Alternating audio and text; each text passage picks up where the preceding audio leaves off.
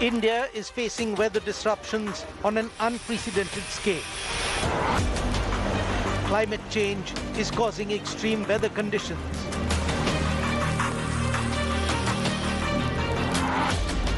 So how will the draft EIA impact India's environment? Is the Modi government greening India or selling its greenery? Or is the opposition crying foul without reason?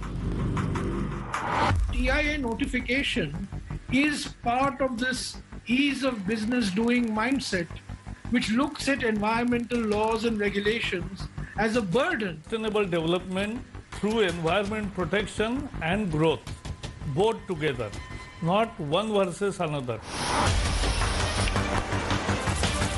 This is the big environment war.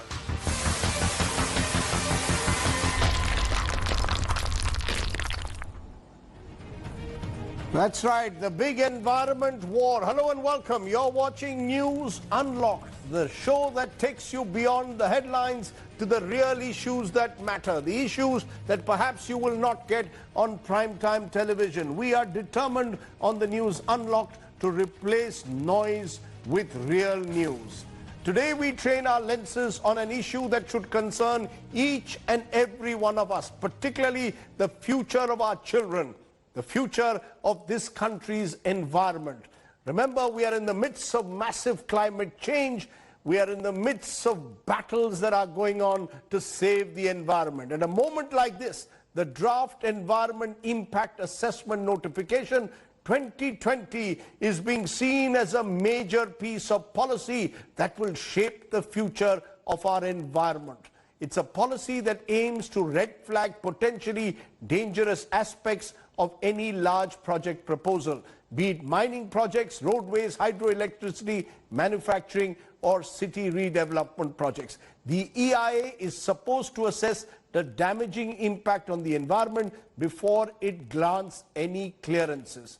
But in an era of climate change and amidst global pandemics, the Ministry of Environment, Forest and Climate Change is being accused by the opposition of proposing significant changes to the guidelines that could, according to the opposition, result not in the greening of India, but they believe in the de-greening of this country's forest cover in particular.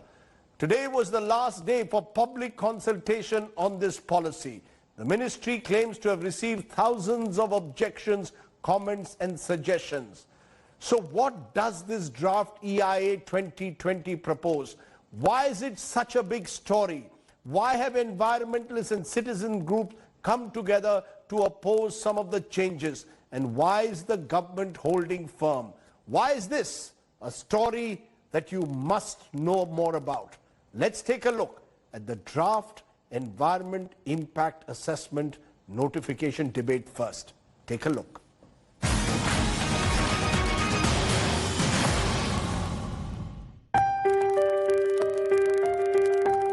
When Prime Minister Modi came to power for a second term, his government set a target to make India a $5 trillion economy by 2024-25. But environmentalists, policy researchers and civil society groups fear that the pursuit of quick economic growth might bulldoze through India's eco-sensitive zones.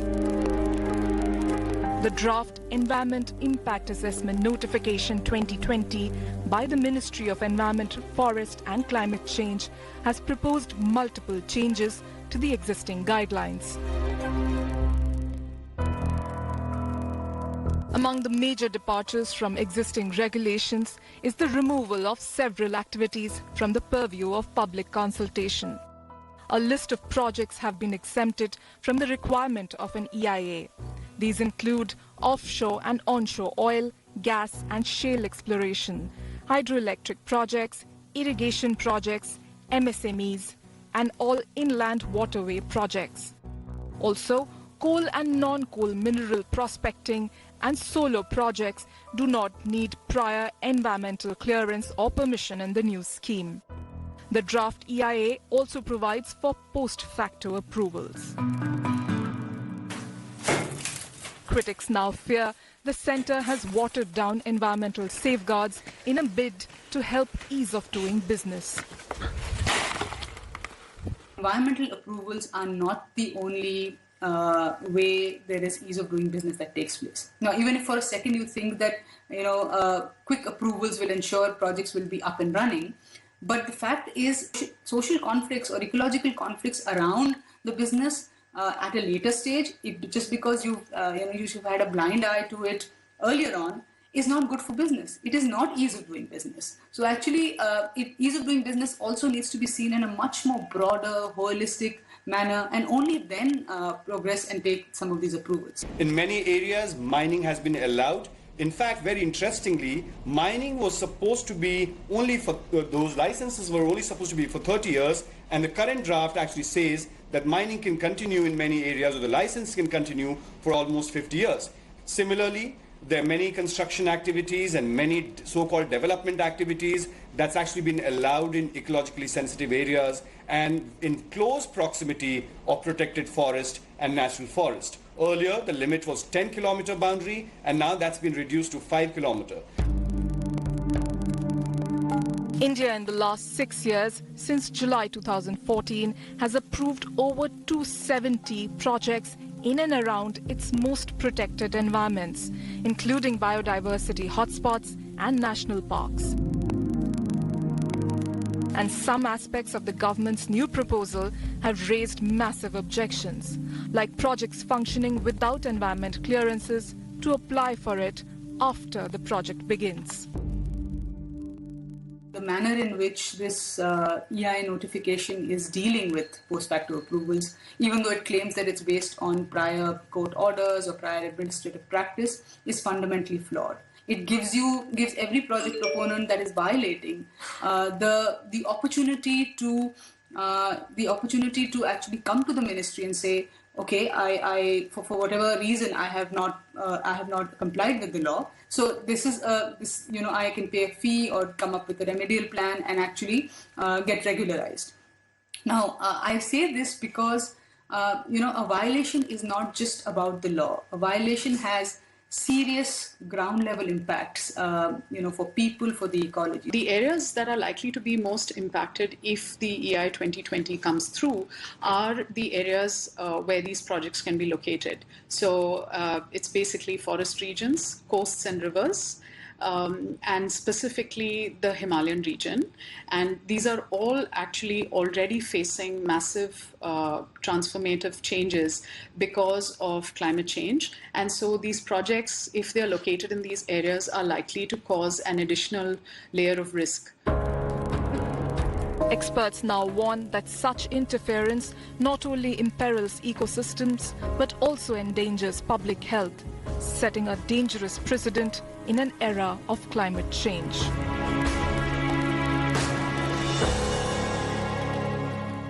Okay, we've tried to give you a sense of why the draft environment assessment report has stirred up such a big political fight now. Because the fact is that you have the government which claims that they are committed to greening India.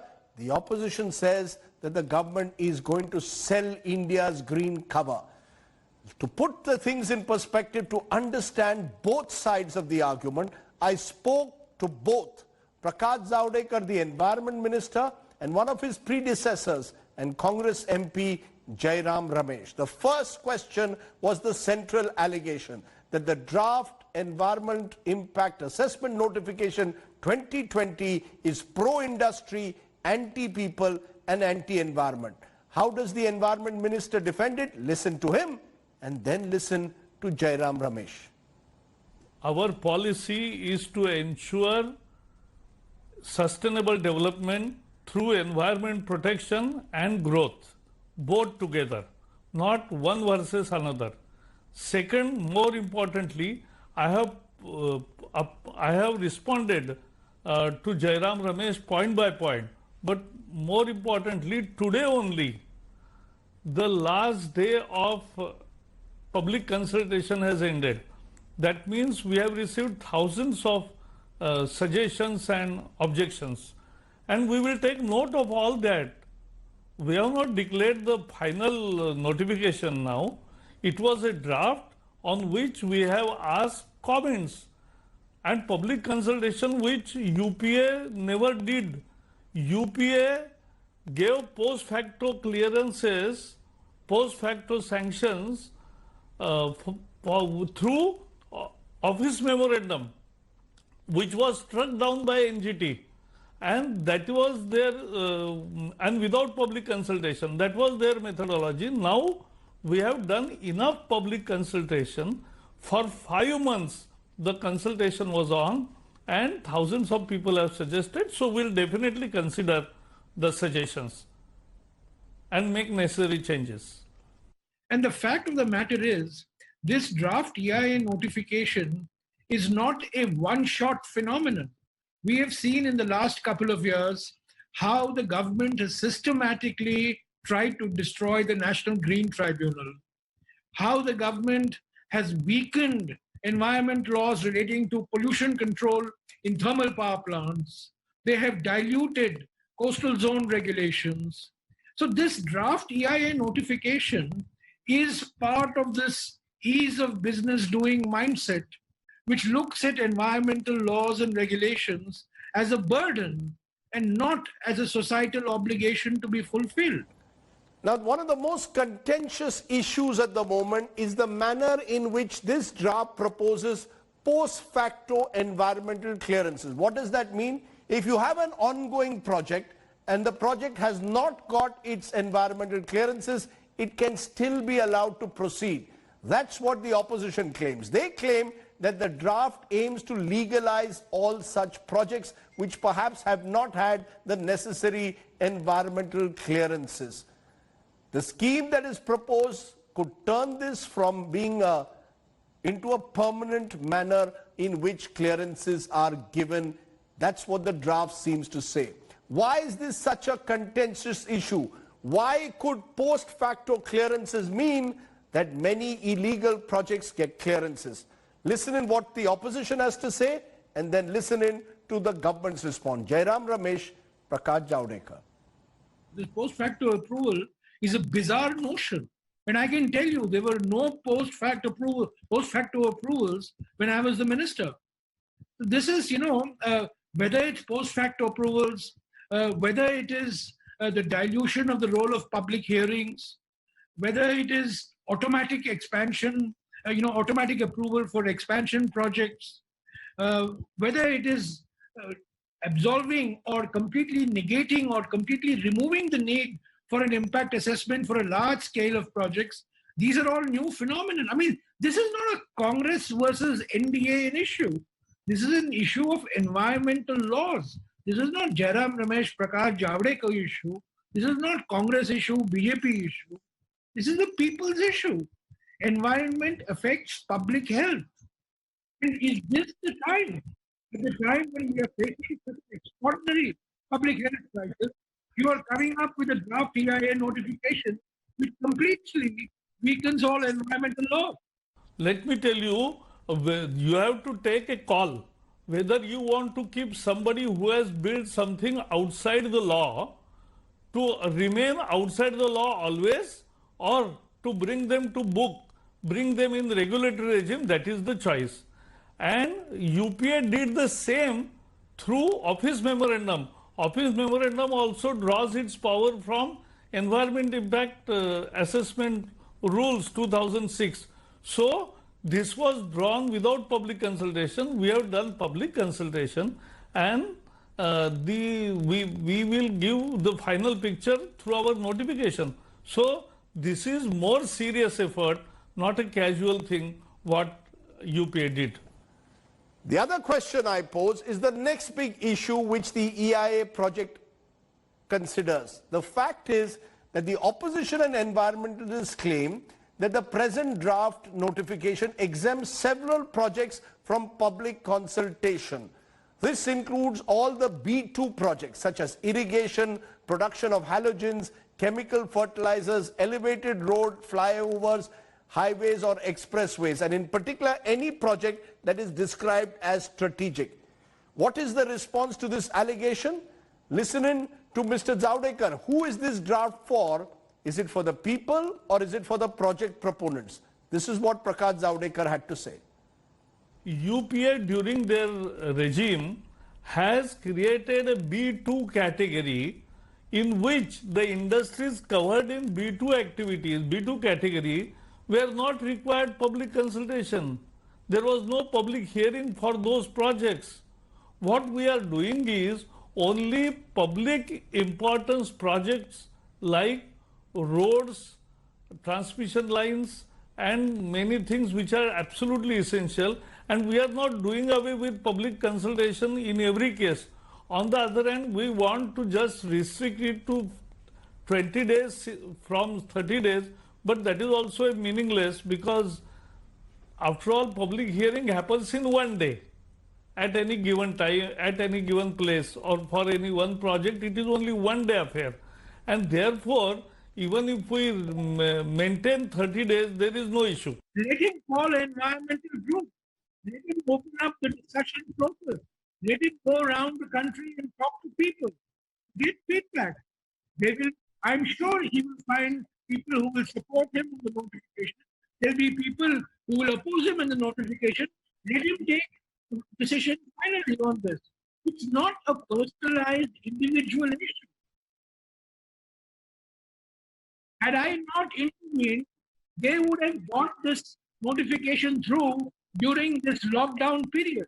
It's because of my intervention that they increased the time for public, for public to give in their comments. Now he himself writes to me and says, well, I welcome the standing committee looking into it. So why not allow the standing committee to look into it? The standing committee met for the first time on the 7th of August to discuss this notification, and there was a systematic attempt, orchestrated attempt by the BJP MPs to stall even a discussion on this notification. This is a draft notification. If we are not going to discuss it at a draft stage, are we going to discuss it once it becomes fait accompli? This is what he wants.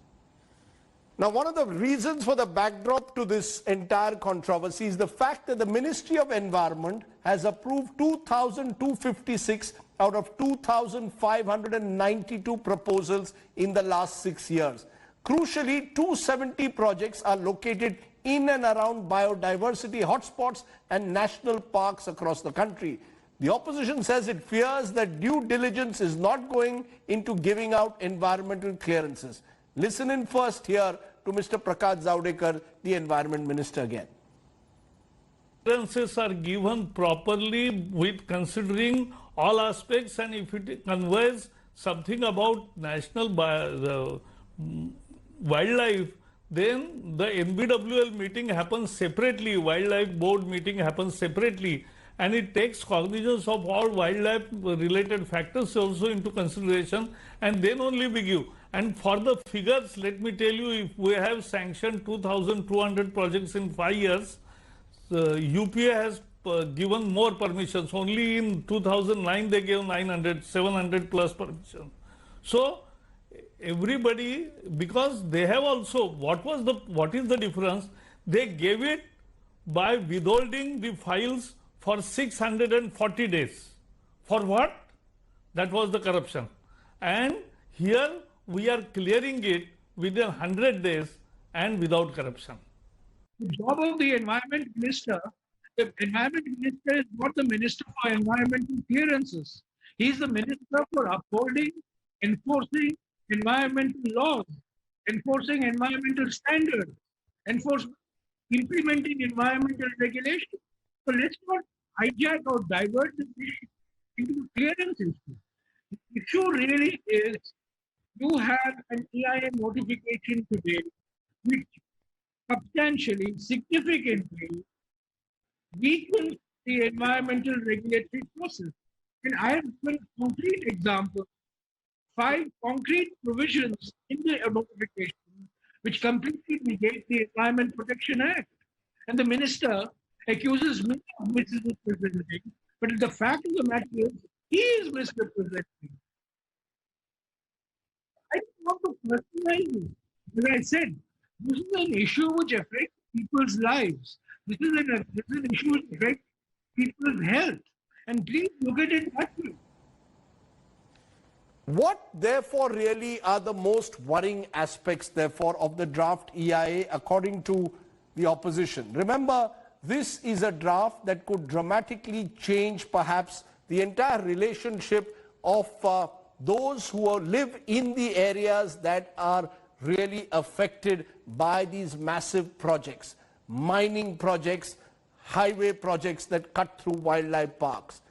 Does this really need re-evaluation, or is the opposition simply crying foul even though it is only a draft at this moment? Has Jayaram Ramesh jumped the gun, and has the government hidden something from public view? Listen in once again to both sides.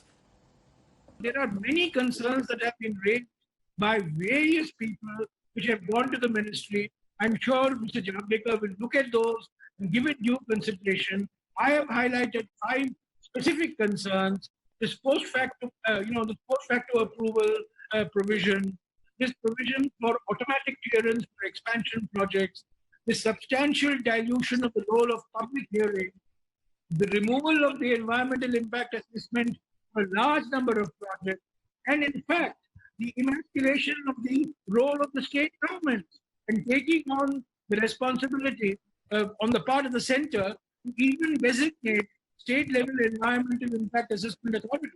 These are 5 specific points I have raised. There are many other issues that have been raised by various people, and I hope that the minister does not make this a Congress, BJP, UPA, NDA, Jayaram Ramesh, Prakash Javadekar issue. This is a public issue. It affects people's livelihood. It affects people's health. Please look at it that way. First, there is no conflict between environment protection and development. Our confidence is that we can achieve both simultaneously and with proper care. I will tell you, if we are allowing some mining to happen, because mining can happen only where the minerals are. You can't put minerals somewhere else in plains. So if minerals are in forests, you will have to give the forest land, but then the same amount of, there are 2 things which I must explain, Rajdeep, this is very important. Misconception will run away, because if you give, say, 100 acres for a mine, or even less, 50 acres for a mine, another 50 acres are given in the plain or degraded or on different private land for afforestation. The money is also paid. And now I am tying it that this is the piece which has been given for development. This is the piece in lieu of that developmental project, the new forest has emerged. So we will track and we'll keep it in public domain, the growth, year-wise growth of the alternate plantation. And let me tell you, the whole cycle of mine is 30-40 years. So after that, again, you fill up the mine and create, and I have seen such good gardens, good forest built up again. So 60 years period in the life of the earth is not a big period. And there is also another, I'll tell you one example. In Delhi Metro, for every station, there was 10 or 15 trees were removed. But now we have more trees in Delhi in lieu of that, and we have a very environmental friendly transport arrangement of for 5 million people every day with 300 plus stations. So this is how sustainable development can take place. So 2 clear views of what constitutes sustainable development. And the critical question, of course, now is, remember, this is only a draft. Thousands of recommendations have reached the government. Will the government listen to those voices? Prakash Javadekar says yes. Jayaram Ramesh says he's waiting to see what happens. Either way, remember, the reason why we focused on this today is because this is an issue that will affect us for the years to come in this time of climate change.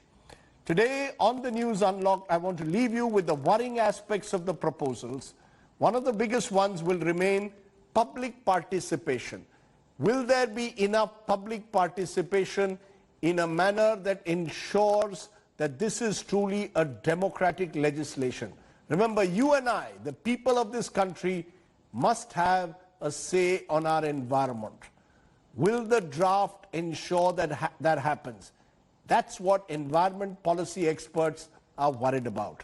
I leave you with their thoughts today in the hope that our green cover is protected and sustainable development is a reality.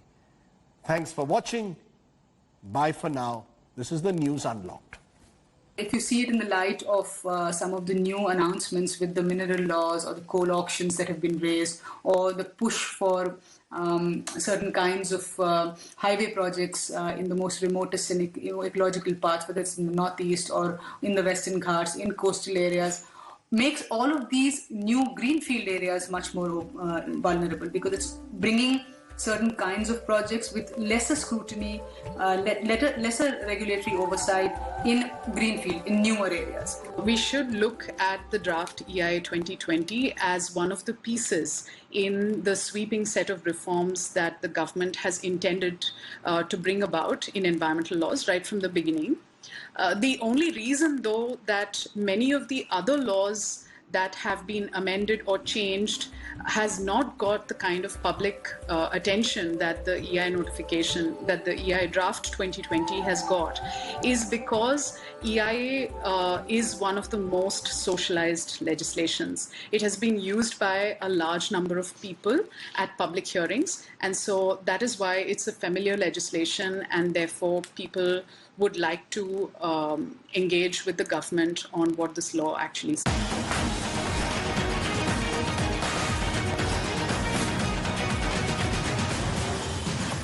Hi everyone, Preeti Chaudhary here. Hope you like this video. For latest news and analysis, like and subscribe to the India Today YouTube channel. And don't forget to press the bell icon to stay updated. Thank you for watching.